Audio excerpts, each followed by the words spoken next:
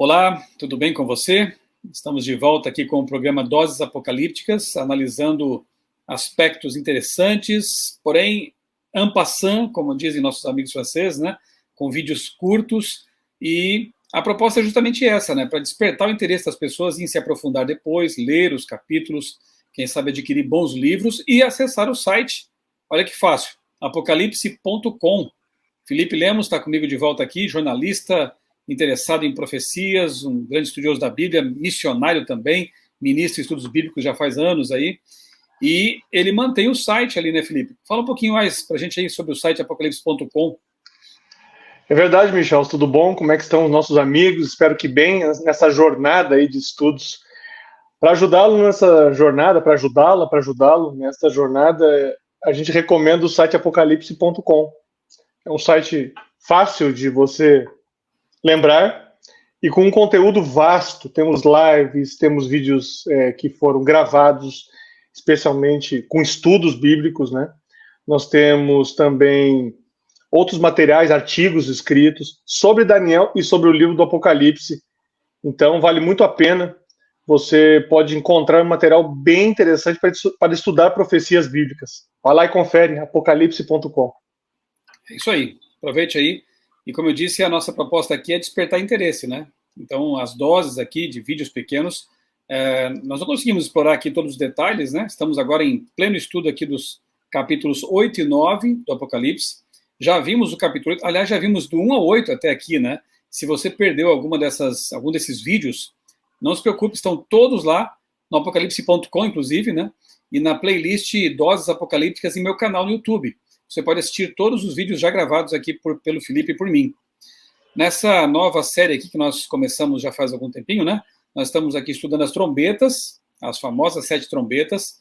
Já vimos os paralelos que há, né, entre as trombetas, as cartas, os selos.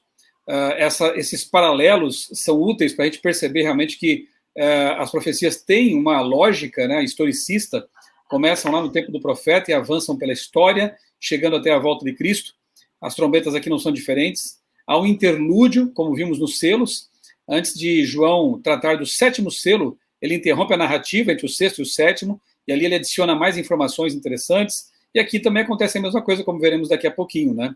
Há um interlúdio também. As trombetas começam com o aspecto da intercessão, né? Ali nós vemos um anjo, e existem correntes, né, de entendimento, e aqui nesse curso não temos sido também aqueles que vão bater o martelo, alguns aspectos proféticos, porque estão em andamento também, eles ainda não têm uma definição tão clara. Poucas coisas no Apocalipse, digamos assim, né?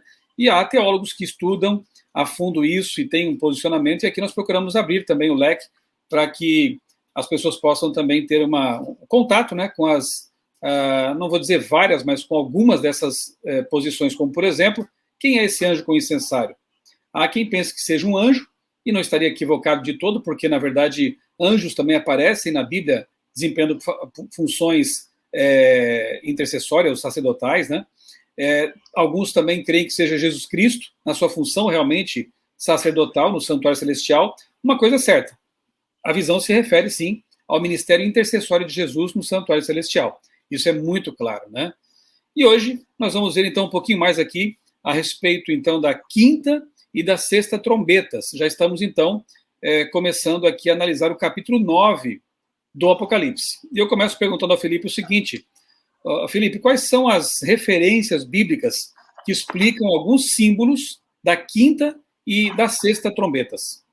Bom, Michel, a 5ª e 6ª trombetas, elas são motivo de uma certa discussão até no meio teológico, mas a gente tem algumas evidências de referências bíblicas que explicam alguns dos símbolos. Não vai ser possível aqui falar de todos os aspectos da 5ª e 6ª trombetas que estão no capítulo 9, mas vamos lá, por exemplo, ela começa falando, por exemplo, na 5ª trombeta, fala de uma estrela que caiu do céu. Aí nós temos uma representação que está ligada, por exemplo, que está em Isaías capítulo 14, verso 12, onde há uma íntima associação com Satanás, com Lúcifer, um anjo caído, né? Então, essa é uma referência muito clara. Se você for um pouco mais à frente, você vai ter, por exemplo, um poço de abismo de onde subia uma fumaça de grande fornalha. é uma referência às profundezas da terra. Isso nós vemos no Salmo 71, verso 20, por exemplo, que é um lugar que está sempre associado simbolicamente à morada de Satanás. Então, aí temos outros aspectos, o abismo, a expressão que aparece na quinta trombeta, principalmente, de Abaddon, Apolion, né, que é o abismo, ele está ligado a lugar de anjos caídos. E qual é a referência? Lucas capítulo 8, verso 31. Então, nós temos aqui, só para citar, a cauda, por exemplo, isso é outro aspecto. Tem os gafanhotos que aparecem com caudas. A cauda está antes da cauda aí, né? É bom lembrar também que o próprio Jesus diz nos evangelhos que ele viu, né, Lúcifer caindo do céu, né? Então, e essa comparação também de anjos com estrelas também é muito comum, inclusive no Apocalipse, né? Você vai falar da cauda agora aí, realmente, né? As estrelas que são arrastadas pela cauda, né? Pode prosseguir aí. Sim, é o que está no texto, né? O que a gente pega no capítulo 9 e fala, por exemplo, claramente aqui, você tem no capítulo 9,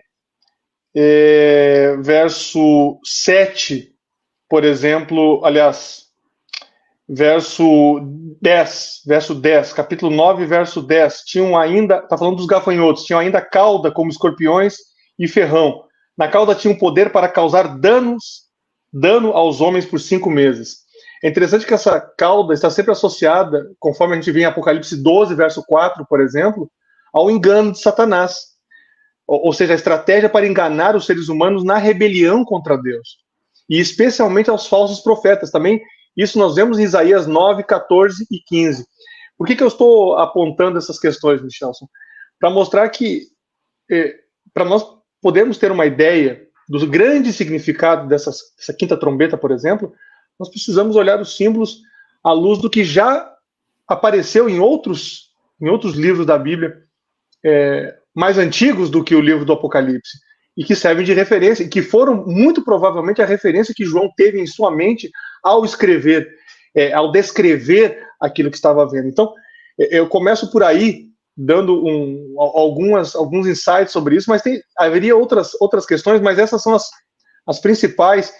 E temos outro detalhe, né? Aqui nós estamos começando uma parte que fala dos ais, projetando mais para frente, quem sabe, aquilo que ainda pode vir, inclusive no futuro. Há um indício de que a quinta e sexta trombetas, nós temos duas visões, nós vamos falar um pouquinho daqui a pouco sobre isso, mas existe uma visão ou existe uma interpretação que coloca a quinta e sexta trombetas ainda em curso, né?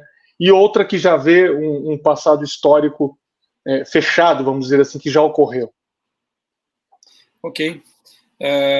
Nunca é demais lembrar, né, que João, como judeu que era, né, tem todo um background aí judaico, né, de pensamento hebraico. Então, o Apocalipse está polvilhado aí, né, está cheio de expressões, de formas de pensamento. O próprio Apocalipse em si, né, uma estrutura quiástica que era típica da literatura hebraica. Então, é útil, sim, sempre, né, e é bom sempre repetir, quanto mais você conhece a Bíblia, quanto mais você estuda o Antigo Testamento, mais você compreende o Novo Testamento, por esses empréstimos literários, por essas referências que o apóstolo João faz, especialmente aí do Antigo Testamento. Então, conhecer isso até nos ajuda a evitar interpretações mirabolantes, né? Aplicações fora de época e de contexto, como é muito comum pessoas aí fazerem, né? Elas esquecem do contexto, esquecem das referências anteriores, e aí quem será esse Abaddon? Quem será esse Apolion, né? E aí começa a aplicar a pessoas, a situações que não tem nada a ver com esse pano de fundo, né, que a Bíblia apresenta. Exato. Okay. Agora, Felipe, qual o contexto histórico possível para entendermos a que período de tempo essas duas trombetas, a quinta e a sexta, se referem? Pois é, aí nós temos duas grandes linhas de interpretação, pelo menos assim, mais aceitas pelos intérpretes historicistas, pelo menos a que a gente vê. Não estamos falando, evidentemente, a gente já falou um pouquinho disso em outros programas, nós aqui seguimos a linha historicista, e não a linha preterista, que colocaria muitos desses aspectos totalmente lá no passado, antes até, ou na época de João apenas, e nem o futurismo, ou a perspectiva futurista ou dispensacionalista, que coloca as trombetas, por exemplo, num tempo muito distante, que ainda não ocorreu, todas elas se cumpririam ainda num tempo por vir, em um contexto de arrebatamento, de tribulação. Essa é mais ou menos a visão, assim, resumida, uma visão futurista dispensacionalista. Bom, a visão historicista ela tem duas grandes linhas, mais ou menos, que nós podemos colocar. A primeira delas, que é, por exemplo, que está muito presente no Comentário Bíblico Adventista, que é um livro referência que nós utilizamos aqui também. Ela fala de uma... Aqui na minha estante, aqui, né? Sim, atrás, você está com a coleção toda aí. 9 volumes, é uma coleção muito boa, da Casa Publicadora Brasileira, um material assim bem interessante. Exatamente, e aí tem uma parte que é de Filipenses Apocalipse, ali que você pode, nesse volume, né, você pode encontrar comentários de praticamente quase todos os versos de todos os capítulos. Agora, uma das linhas, então, ela fala de uma possível expansão do islamismo. Ela, por exemplo, enxerga que o obscurecimento do sol, que aparece na descrição do capítulo 9, seria o efeito da disseminação islâmica a partir de Maomé, o grande líder do islamismo, a partir do 7º século, 622, mais ou menos. E aí vai interpretando o abismo, por exemplo, como a queda de um rei da Pérsia, que seria um abismo no sentido de preparar o caminho para os discípulos de Maomé saírem do seu obscuro país para propagarem as suas doutrinas contrárias às doutrinas bíblicas, a ferro e fogo. Seria uma expansão, uma conquista militar, né? Eles, inclusive, essa linha de interpretação, ela pega, por exemplo, esse trecho que eu mencionei anteriormente, no capítulo 10, no verso 10, os 5 meses, como um tempo, realmente um período que seria depois da morte de Maomé, que teria um certo tempo ainda digamos, de 5 meses, que seria 150 anos literais, a contar do momento em que os islâmicos passaram a ter um governo ou império. Então, isso seria se dado com Otman, ou Osman, que criou o famoso Império Otomano, né? A partir do século XIII. E então algumas coisas vão aparecendo nessa interpretação. E ela basicamente, Michel, é uma interpretação que vê a expansão do islamismo. Ela vai pegar a quinta e a sexta trombetas, na verdade, e vai colocar a expansão islâmica em duas fases, em duas grandes fases. A primeira mais, digamos assim, islâmica maometana, e a outra mais do Império Otomano, e vai mostrar que esse crescimento desse grupo religioso foi uma ameaça ao cristianismo, à Bíblia, e por isso ela estaria obscurecendo a verdadeira palavra de Deus. Então, essa é uma interpretação que é bem histórica, bem pautada nessa perspectiva militar, né, de conquista militar. Então, quase praticamente tenta encontrar paralelos na descrição com conquistas militares. Então, enxerga os gafanhotos e toda a descrição que está ali no capítulo 9, inicialmente, como uma imagem de uma guerra, de soldados. Então, é mais ou menos nessa linha que vai essa primeira interpretação, ou essa grande linha de interpretação dentro do historicismo, Michelson. Porém, existe uma outra perspectiva também, né? E é interessante, você também já ouviu, já conhece essa perspectiva. Ela é uma perspectiva diferente. Ela realmente trabalha com uma outra visão. E só um detalhe, nessa primeira perspectiva, ela também entende que ela vai mostrando as conquistas do Império Otomano, né? E é interessante que o primeiro ataque dos otomanos ao Império Bizantino, né, vai mencionar isso, 1453. Então, esse período, né, seria esse período que aparece ali, que tem um outro período de tempo que aparece mencionado na sexta trombeta, se não me engano aqui, que é um tempo meio misterioso, vamos dizer assim, e essa primeira interpretação vai dizer que seria o tempo de tormento dos otomanos ao Império Bizantino. E aí o que acontece? Existe uma outra perspectiva que ela tem uma visão mais conceitual, vamos dizer assim. O que acontece? Essa primeira, então, é um conflito, faz um conflito militar. e não tanto espiritual, embora tenha consequências espirituais, não podemos negar isso também.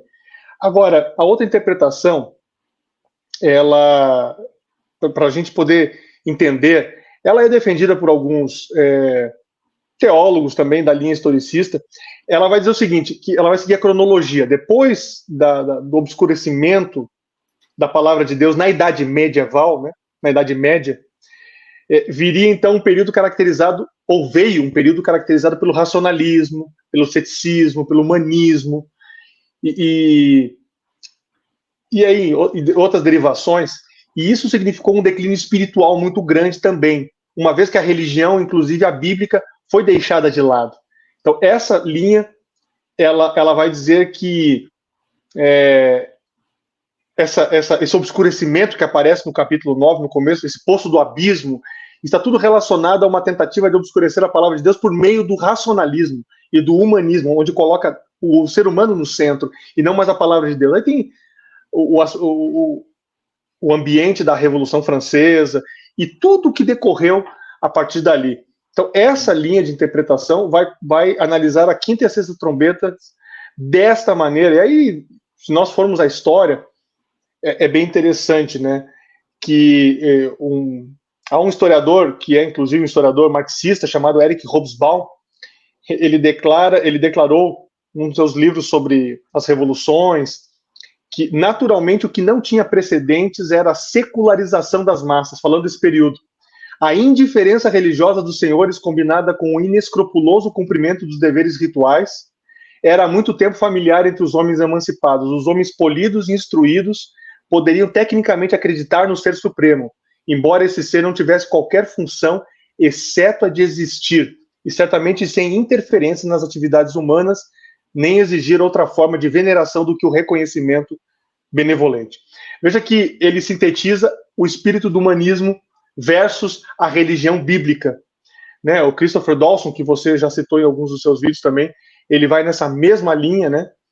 Ele vai falar, inclusive, que a Revolução Francesa instala uma religião da humanidade, tenta instalar a religião da humanidade, veja, que nada mais é do que o humanismo, né? Com uma capa, né? Então, essa interpretação da quinta e da sexta trombetas, basicamente, ela vai por essa linha, Michelson, mais conceitual. Então, ela vai ela vai continuar a cronologia, só que ela não vai enxergar o islamismo como a grande ameaça, mas ela vai enxergar o secularismo, o humanismo como uma grande ameaça. Ambas têm em comum que são realmente grupos que, de alguma maneira, tentaram dificultar realmente e obscurecer, essa é a palavra que aparece mais no texto, obscurecer a palavra de Deus, com a sua atuação, com seus conceitos, com a sua forma de agir, né? Então, essas basicamente são as duas linhas. Haveria outros detalhes, mas pelo tempo aqui a gente vai tentando resumir, são doses apocalípticas. Eu fiz um grande resumo disso realmente, em relação a essas duas principais linhas, que historicamente os intérpretes historicistas possuem, Michelson. E foi tão bem apresentado aí, Felipe, que não tem mais nada a acrescentar. Realmente foi uma mini aula. Essa foi uma dose cavalar. Mas você percebe, né, queridos amigos, vocês percebem que realmente, se fosse para estender o assunto, tem muita coisa a ser falada, né? Apocalipse é um livro realmente maravilhoso, né? Mas ficamos por aqui. E já anunciando que falta o último vídeo dessa série aqui, dessa sequência das trombetas, que vai tratar justamente da sétima trombeta. Você não pode perder, viu? Então acompanhe aí conosco, continue nos acompanhando aí nessa série de estudos, doses apocalípticas, e o último do capítulo 9, para depois entrarmos no 10º capítulo, é justamente sobre a sétima e última trombeta da sequência de 7 trombetas aí, tá bom? Olha, que Deus abençoe grandemente a sua vida, que Deus, que o Espírito Santo de Deus revele a você cada vez mais essas verdades maravilhosas e que, acima de tudo, você se encha da certeza de que a palavra de Deus é infalível, de que as profecias, elas apontam um caminho seguro e de que, no fim, Jesus será o vitorioso e aqueles que estiverem com ele também serão vencedores, tá bom? Um grande abraço para você, Deus abençoe grandemente a sua vida e também a sua família.